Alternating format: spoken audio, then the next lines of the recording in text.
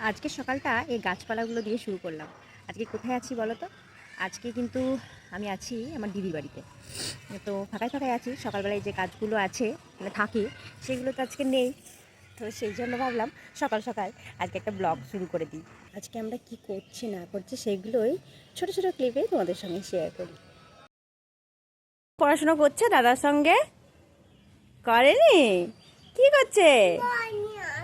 বই নিয়ে আসবো? আচ্ছা, এই শুয়ে পড়লো। হাই, দেখেছো কত বিদ্যাপতি!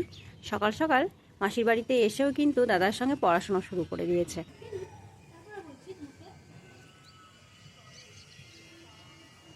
মাম্মাম, মা, মাসির বাড়িতে এসে কেমন লাগছে সোনা? ভালো লাগছে। ভালো লাগছে?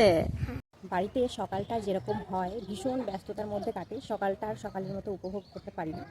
দিদির বাড়িতে এসে সেরকমটা একদমই না। সকালটা ভীষণ রিল্যাক্স লাগছে। সকালে উঠেই একদম ছাদে চলে এসেছি। ওর ছাদে প্রচুর ফুলের গাছ রয়েছে, তো সেগুলোকেই এখন উপভোগ করছি। আর এই যে শীতের সকালের মিষ্টি রোদ্দুর যে মুখে একটা পড়ছে, এটা কিন্তু উপভোগ করতে ভীষণ ভালো লাগছে। আমারও গাছপালা ভীষণ ভালো লাগে, বিশেষ করে ফুলের গাছ। কিন্তু জানোই তো ফ্ল্যাটে জায়গা কত কম, ফ্ল্যাট বাড়িতে গাছ লাগিয়ে ওঠা হয় না। ভেবেছি যখন নিজের একটা বাড়ি বানাবো তখন অনেক রকমের ফুলের গাছ লাগাবো।